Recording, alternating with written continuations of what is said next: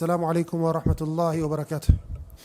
الحمد لله ذي الملك والملكوت والعز والجبروت الحي الذي لا يموت، ثم الصلاة والسلام الأتمان الأكملان على خير خلق الله محمد عبد الله وعلى آله وأصحابه ومن تبعهم بإحسان إلى يوم الدين. أما بعد. أيها الأحبة, we are continuing our lecture series regarding the history of the Muslims of Andalus, Muslim Spain and Portugal, a history of 800 plus years.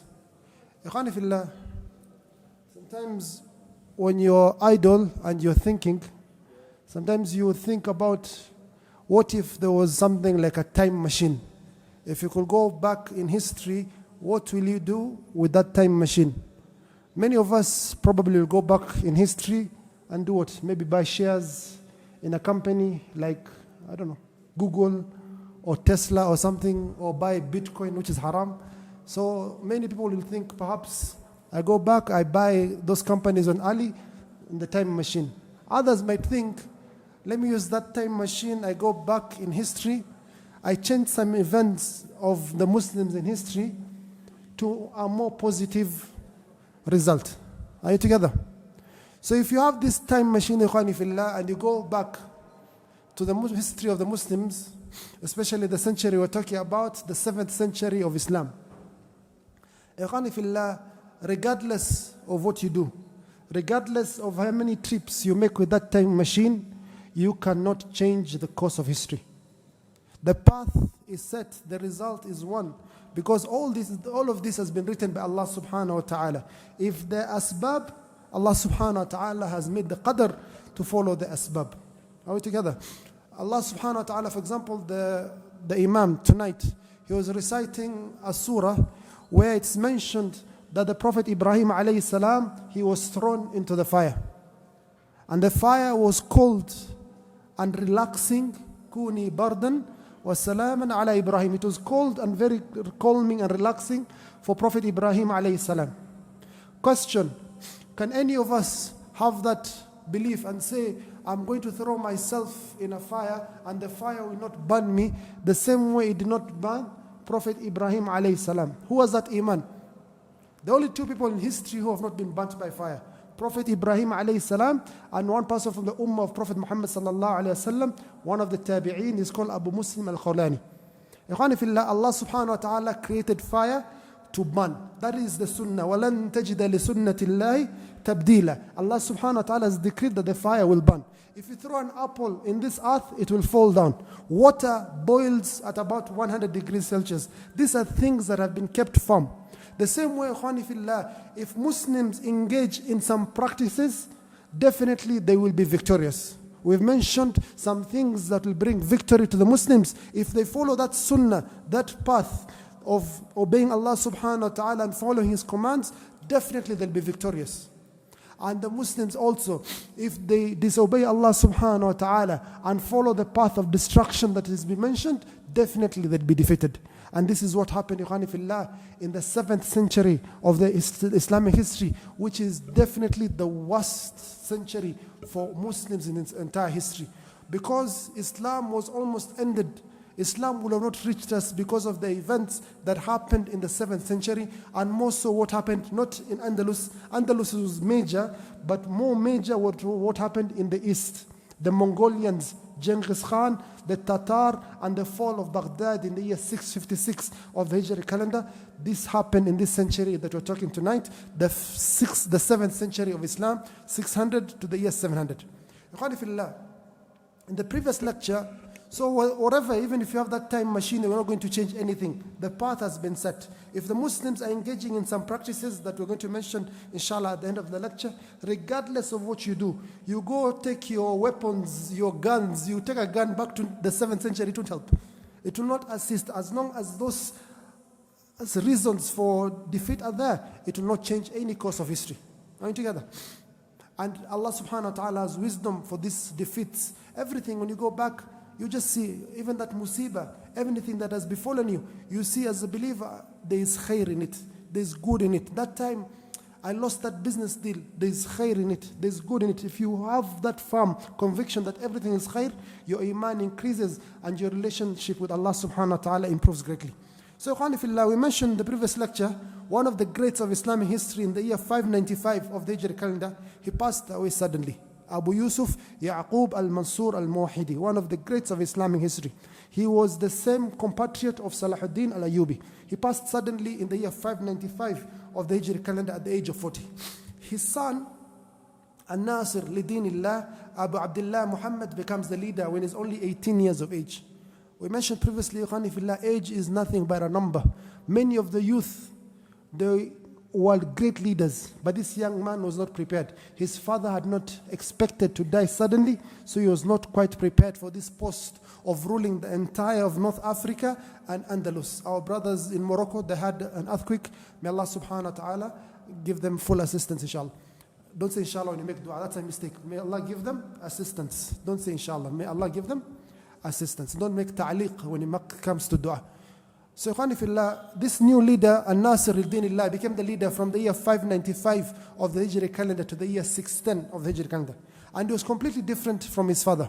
The first era that he had, Ikhwani Fillah, he was a person who made personal decisions. He does not consult his fellow Muslims.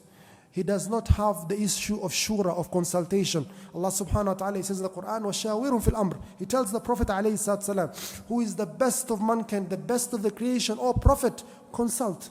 If the Prophet is told to consult, what about me and you? But you find some people, that you tell them something, you tell me, I know what I'm doing. I know what I'm doing. I am the leader. And you are the servant. You stick to your position. You get? So they make you stick to your position. Trust me, I know what you do. They make victory a personal issue, a defeat a personal issue.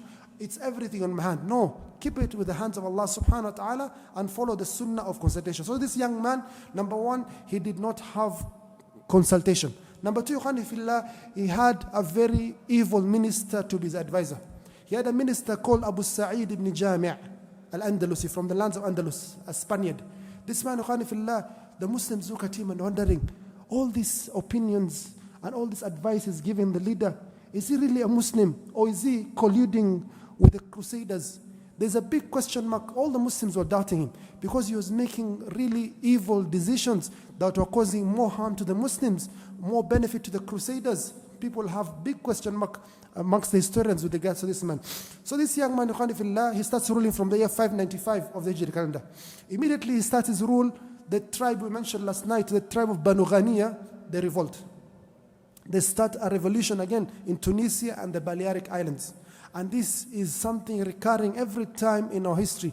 We as Muslims, whatever grievances we have, let us be patient and look for other ways of solving it, not raising our weapons against fellow Muslims. Raising our weapons against fellow Muslims and start killing each other and spilling blood brings more fasad than good. If you have read history, you'll know this. It brings more harm than benefit. You will lose your houses. Your women will be dishonored. Your lives will be lost. Your children will not have any peace. There will be no food. If there's no security in society, there's nothing else. If you've read even Surah Al-Fil, where Allah subhanahu wa ta'ala, أَوْ لِإِلَافِ قُرَيْشٍ. So, Ikhwani Fillah, peace and security is very important in a society. So, Banu Ghaniya starts revolting. And this young man, An-Nasir al-Dinillah, he does not fight the enemies. He does not fight the Europeans anymore. He puts all his effort and all his concentration to fight this revolution. So from the year 595 of the Hijri calendar to the year 604 of the Hijri calendar, he fights this revolution until he manages to defeat this revolution. Meanwhile, the Europeans are preparing. Why? Because they were defeated thoroughly in the Battle of Arak in the year 591 of the Hijri calendar. Their leader, Alfonso VIII, the leader of Castile, he swears that he will never get close to a woman again. He will never climb or he'll never ride a horse or a mule or a mare or any type of animal until he defeats the Muslims. And he starts preparing for war against the Muslims once again. The Pope also in Europe, after the great defeat, they were handed in the east by the Muslims, Salahuddin al-Ayyubi, and Jerusalem, Al-Quds was taken away from the Crusaders. They had so much anger. They wanted the revenge, and to revenge, they wanted to conquer and harm the Muslims of Andalus. They wanted to cause revenge. So what happened? The Pope in Europe Europe, ikhwani fillah, he started calling all the Christians, all the people of Europe, we have to go to Spain and fight these Muslims in Andalus. They're near our lands. It's high time we fight them and we revenge for the sake of our religion. So people come from all over the world, Italy, Germany, Holland, England, all these countries, as far as Istanbul, Constantinople, they come for this eventual war versus the Muslims, the year 609 of the Hijri calendar. So, ikhwani fillah, the Pope tells France, you have to spend money on this army. France has a history with Muslims whereby they have a lot of hate for Islam. For if you read the history, even the Crusades were launched from France, the village of Clement by Pope Urban in the year 1099 of the Christian calendar. So there was a lot of problems between Muslims and France over its entire history. So Europe, ikhwani fillah, and the kingdom of Castile, and Navarre, and Leon, and Portugal, all these kingdoms, Italy, Europe, the entire, they form an army of 200,000. They have an army of 200,000 soldiers ready to fight with the Muslims. When you read history, ikhwani fillah, any history of any people, you read the history of the Chinese, there's battles and there's wars. You read the history of Indians, the history of, it's nothing unique about history where most of history is about fighting. Most of history is about fighting. So that is something that happens. So 200,000, the Muslims, ikhwani fillah, also, they gathered the army. They called the Muslims to fight these crusaders. How many Muslims, ikhwani fillah, were prepared for this battle? An army, ikhwani fillah, crossed from Morocco to the Jabal Tariq into Andalus, an army of at least 500,000 Muslim soldiers. A minimum 500,000 Muslims versus 200,000 from the people of Europe, Castile, all these kingdoms. They are to meet in a place called Al-Iqab, in a castle called Al-Iqab, the year 609 of the Hijri calendar. The leader of the Muslims is this young man, An-Nasir li-Dinillah. An-Nasir li-Dinillah, he sees his numbers are good. So the first thing he does, ikhwani fillah, he does not go straight to the battlefield. He goes to one of the fortresses of the Crusaders and he besieges it. It's called Salbatra. A small fortress with very few people, soldiers, but very fortified. He besieges it for 8 months. He's not able to succeed in conquering it. The Muslims tell him, oh, our leader, it is not wisdom to waste all our strength and our forces on this small fortress while a large army is waiting for us over there. We are giving them time to prepare and to cause us problems. Let's go fight them first, then when we finish with them, we'll come and finish with this Salbatra. He doesn't want to hear. I have to conquer this Salbatra. Why? Because his minister, the evil minister, Abu Sa'id ibn Jami', says, no, you have to finish with this fortress. So he wastes 8 months. Meantime, the people of Europe, they have fortified their positions, they have prepared their lines, they have prepared their strategies, they have gathered more soldiers and the army has become bigger. They have had 8 months. Also the weather. One of the factors when you fight a battle or in war, you have to look at the weather patterns. He entered Andalus in May, when it was summer, it was spring, it was not very hot. Then he spent 8 months over there. Muslims die in thousands because of the cold winter. It's not wise to fight battles in a season or in a weather that is not conducive to you. So many Muslims lost their lives as a result of this. Meanwhile, the kingdom of Aragon besieges one of the fortresses of the Muslims called the fortress of Rabah. This fortress is guarded by one of the great generals of Andalus. One of the heroes of Andalus of the time is called Abu al-Hajjaj Yusuf ibn Qadis. Abu al-Hajjaj Yusuf ibn Qadis. He's the one protecting this fortress. They are severely attacked for days and days and nights, attack after attack, but they remain firm, they remain patient, and they do not move a single bit. But when he sees that this is just a lost cause, he uses his wisdom. He writes a letter to the king of Aragon and the king of Castile. He says to them, I am ready to hand over this fortress to you with all its resources, all its weapons. Just give me a free path for me and my soldiers to go south to join up with the Muslims. So the king of Castile, Alfonso VIII, he agrees to this opinion. So he tells the Muslims, okay, leave everything in the castle, in the fortress, and you guys can leave and no harm will go upon you.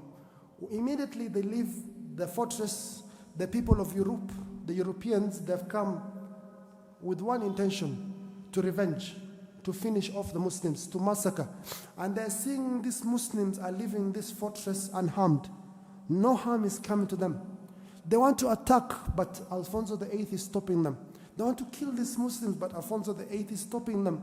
What's wrong with you, Alfonso? We have come to finish off these Muslims. That is why we have come for blood, the blood of Muslims, yet you're stopping us? Alfonso VIII says, if I allow you to finish off these Muslims, the next town we conquer and we agree with them something to surrender, they will not surrender. Why? Because they will suspect us that if we surrender, if they surrender, we are going to harm them. So let us not harm the Muslims now. We can harm them later, but now is not wise. For if we harm them now, the next town we besiege and we ask the Muslims to surrender, they'll refuse to surrender. Because they will know if they surrender, we are going to harm them. Are you together?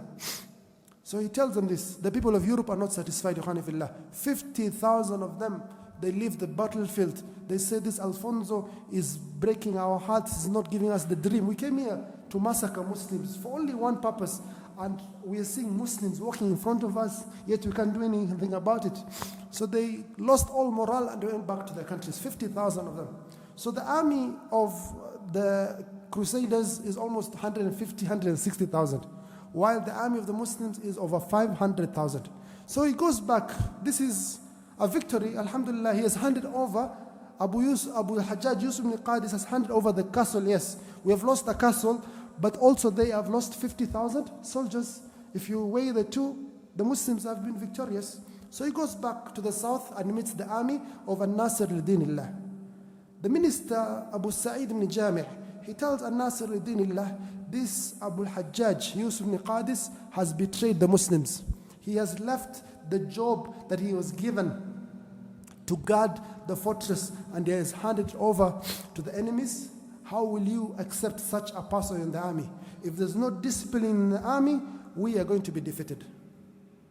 So he says, this man, we must make an example of him. Execute him immediately. So this great hero of Muslims, Abu Hajjaj Yusuf ibn Qadis, they take him and they execute him in front of all the Muslims in the time of battle. And this is in contrary to what the Prophet Muhammad sallallahu alaihi wasallam has taught us. The Prophet alayhi salatu wasallam has taught us what reasons allow you to kill a Muslim. لا يحل دم امرئ مسلم إلا بإحدى ثلاث. It is not allowed for you to spill the blood of a Muslim except for 3 reasons. And none of those 3 reasons is something this man has done. He has not fornicated, he has not killed a fellow Muslim, he has not left the deen of Allah Azza wa Jal. So why is he being killed? People make mistakes. Ikrima ibn Abi Jahl, the son of Abi Jahl, he became a Muslim.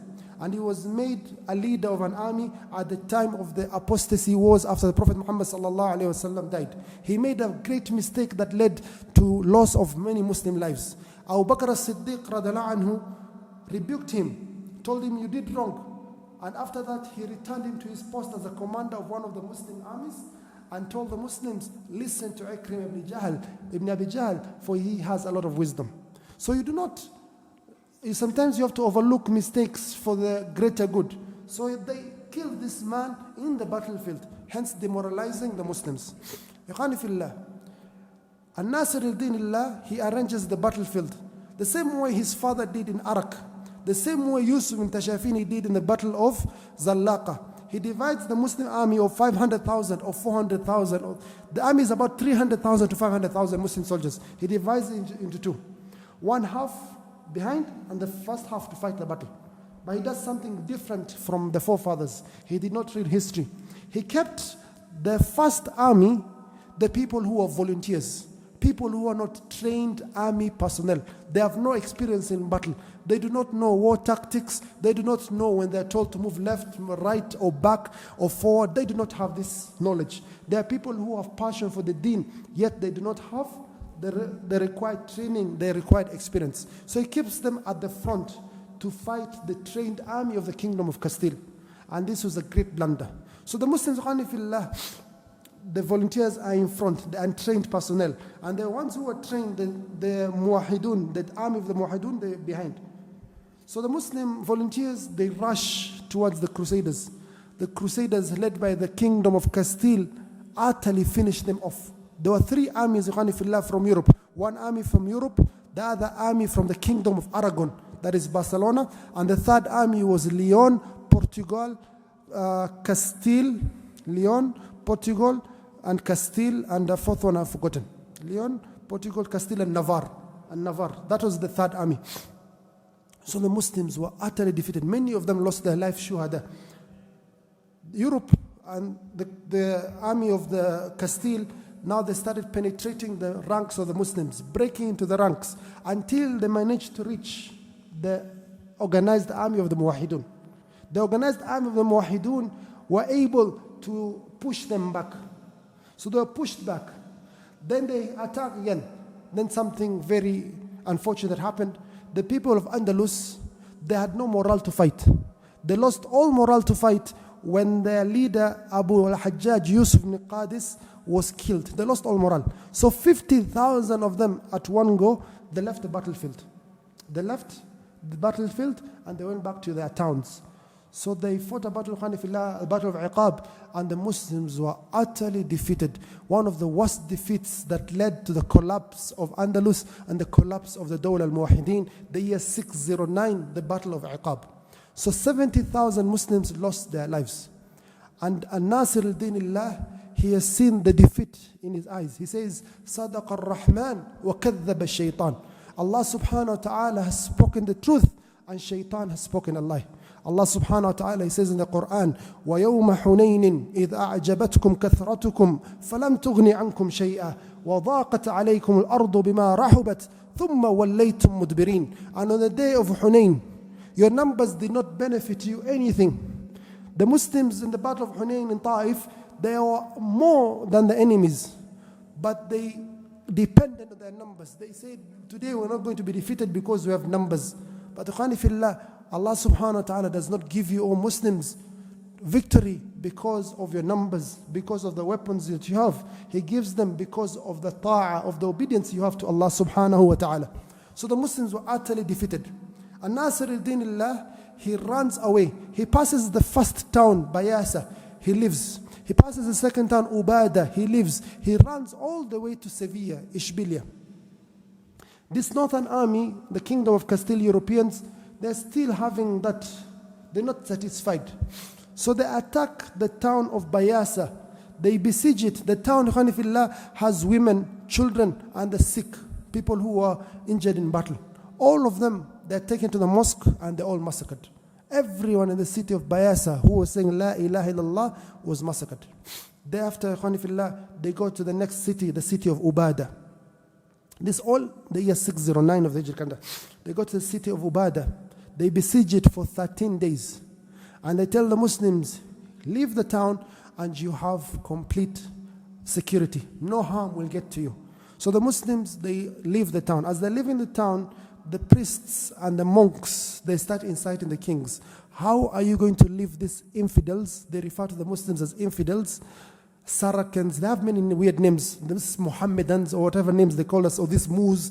If you read the history books, you find some weird names that you don't know. They talk about Muslims, Saracens or Mohammedans.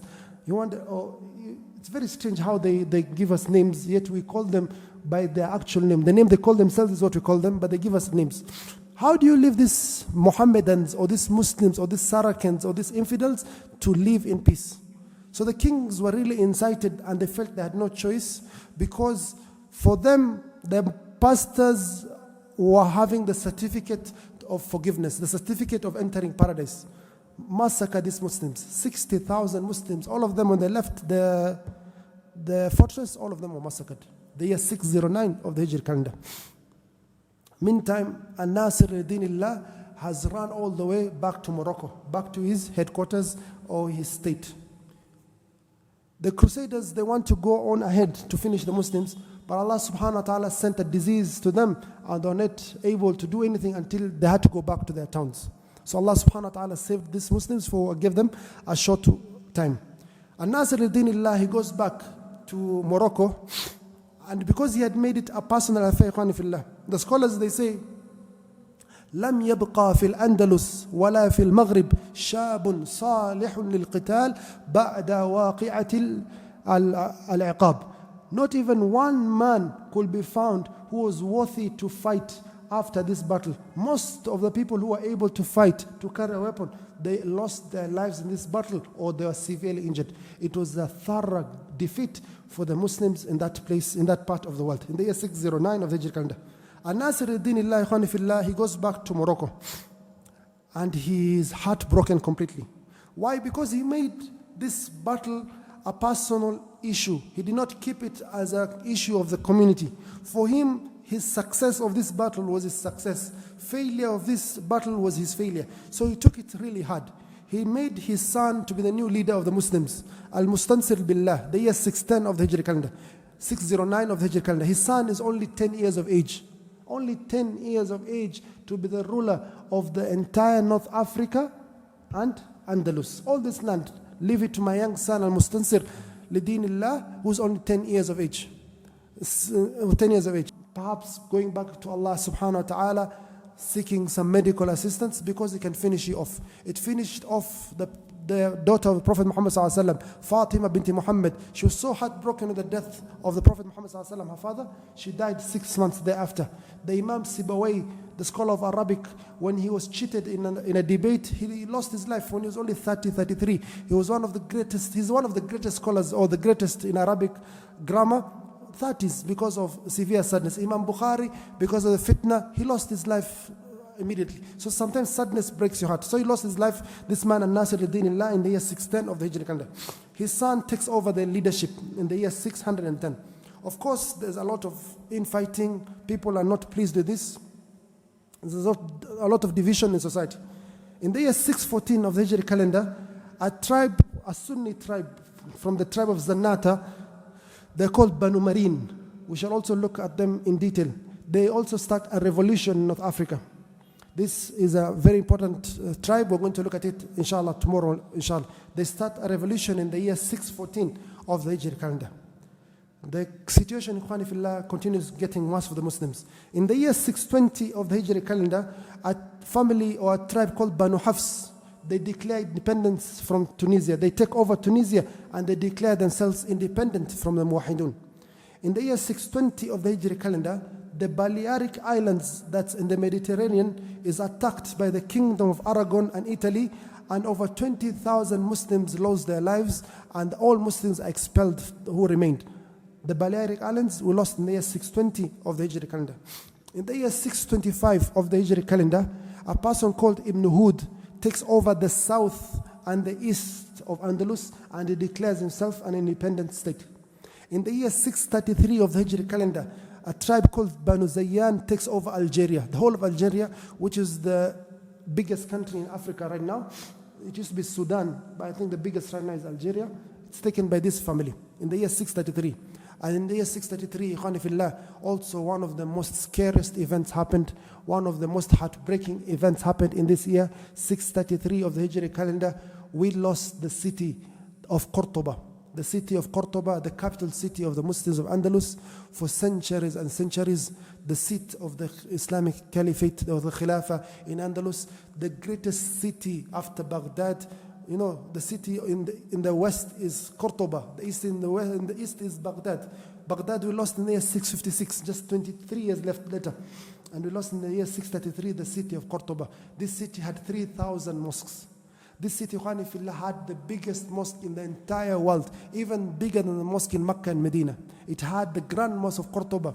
And the first thing they did, the Crusaders, when they entered, they made sure to turn it into a church and to keep a big cross. And it's still a cathedral to this day. If you visit Andalus, you're not allowed to pray even 2 rak'ah in that place that used to be a mosque. Yet you still see the Islamic inscriptions written in the Mosque of Cordoba. We lost the grand city of Mosque of Cordoba, where Abdurrahman al-Nasir, Abdurrahman al-Dakhil were based. We lost this great city that had the greatest library in the entire world. And when they took over this city, Ikhwani Fillah, the first thing they did, after a while, they took the books of the Muslims, the heritage of the Muslims, all this authorship, all these books they wrote, and they destroyed many books until some of them became wise and they saw, these Muslims are really civilized. Let us save some of the books. So they destroyed many of our books, a destruction of Islamic heritage. Ikhwani Fillah, when they besieged the city of Cordoba for months and months, they asked, Muslims are crying over, please save us, we're fellow brothers. No one is saving them. This repeats many times in our histories. Sometimes you fail your brother, but your day will also come. You fail to save your brother, your day will also come when you're begging to assist people and you'll be told, yesterday we were begging for your help, today you're asking for us for help. It comes around. In the year 633, Fernando, the leader of the Castillos, Fernando III, the Christians want to massacre everyone in Cordoba. But he says, no, I'm afraid the Muslims are going to destroy this civilization, this marvel of a city, the city we have not seen the like of its beauty in the entire world history. I'm afraid we're going to lose this city. Let the Muslims live in peace. So the Muslims, every time they capture a city, expel Muslims, massacre Muslims. Those are the two options. Either we kill you or we massacre you. Remember the first question we asked when we started this series. Muslims, we have coexisted with other religions and other faiths. You go to Egypt, you find Christians. You go to Tunisia, you find Jews. You go to Iran, Yemen, you find Jews that have been there even before Islam. True or false? You go to Syria, you go to Iraq, you go to many countries of Muslims, you find Christians who are there even before Islam. They're still present to this day. There are over 10 million or 15 million Arabs who are not Muslims. They have lived in the lands of Islam for all those centuries. We coexisted with them. Where are the Muslims of Andalus? Where are the Muslims of Sicily? Where are the Muslims of France, South France? What happened to them? Either massacred or expelled. That is the answer. So we lost 633. 636 of the Hijri calendar, we lost the city of Valencia. The city of Valencia or Valencia that is in the northeast, we lost that city. And many Muslims lost their lives. Over 50,000 were expelled. 6 years they besieged this city. They were not able to conquer it. Muslims are asking for assistance. No one is helping them. You are your own. You are a different country as we are a different country. You are a different tribe. We are a different tribe. In the year 634 of the Hijri calendar, the scholars led by some of the Muslim soldiers, they go fight, and many of the scholars lost their lives in the Battle of Anisha in the year 634 of the Hijri calendar. So 636, we lost Valencia. Also this period, a person called Ibn Ahmar takes over Granada, that is to the south of Andalus. In the year 643 of the Hijri calendar, we lost the city of Jayyan. Loss after loss after loss after loss, all related back to that battle of Iqab, where we were thoroughly defeated in the year 609 of the Hijri calendar. Ikhwani fillah, by the time it reached the year 643 of the Hijri calendar, the Muslims were not occupying except 25% of Andalus. Only 25% of Andalus was left with them, the state or the province of Granada and the province of Ishbilia. These are the only two areas that was left for the Muslims in the southeast and the southwest of Andalus. Granada and Ishbilia, Sevilla and Granada. These are the only two areas that remained unconquered. In the next lectures, inshallah, we shall look at how the Muslims lost full control of Andalus and what are the reasons that led to this full loss. In the beginning of this lecture, we mentioned that Allah subhanahu wa ta'ala has kept some sunans, some things that if you do, definitely you shall get defeat. From the mistakes we see the Muslims did in this period, the first mistake we see, there was lack of consultation. There was no shura. People are taking personal or individual decisions. Muslims have to consult when it comes to major decisions, especially decisions that relate to their future as a whole. The second thing, the weird aqidah, the weird belief system that some of the Muslims had at that time. The Muwahidoon, they had the belief that Muhammad ibn Tumir, their founder, was the Mahdi, that he was ma'asum. And we as Muslims, especially Ahl Sunnah amongst us, we believe that there's no la ismata illa lir-rusul. The only person who's free of sin are the prophets of Allah subhanahu wa ta'ala, because they have wahi, they have revelation. The rest of us, we do not have wahi, we do not have revelation, we can make mistakes. The third mistake, in a society that at that time is the issue of dhulm, oppression. If there's oppression in a society, Allah subhanahu wa ta'ala will destroy that society, even if it's a Muslim society. We mentioned that Shaykh al-Islam ibn Taymiyyah rahimahullah, he says that Allah subhanahu wa ta'ala will give victory to an ummah, even if it is a pagan nation, if it is just. And Allah subhanahu wa ta'ala will destroy a nation, even if it's a Muslim nation, if it is unjust. Allah subhanahu wa ta'ala, he says إني حرمت ظلم على نفسي وجعلته بينكم محرما فلا تظالموا. I have made dhulm, Allah subhanahu wa ta'ala on himself. He says, I am the king of kings. Yet I have made dhulm of haram on himself. I have made haram on everyone else. Allah subhanahu wa ta'ala has made dhulm haram. Number 4, ikhwani fillah, materialism. When there's a lot of wealth in society, a lot of fasad happens in that society. People forget their obligations to Allah subhanahu wa ta'ala. They forget their obligation to the fellow human beings, be they Muslims or non-Muslims. We have obligations toward all the creation, to the plants, to the animals, to the Muslims, to the non-Muslims. But when the money comes, people start competing in wealth. The biggest houses, the biggest palaces, the biggest cars, the dunya. When dunya enters the hearts, this is a reason for destruction. Number 5, that evil minister. If you have evil advisors, choose your advisors, your friends, the people you associate yourself well. For the Prophet ﷺ says, Al-mar'u ala dini khalilihi. Every person is upon the faith of his friend. So if your friend, your advisor, your close minister is a person who is not upright, is a person who is not straightforward, is a person who has evil mentality, they shall lead you destruction. And for benefit, also this TV, this YouTube, this Netflix, this movies and net, they are considered also your friends.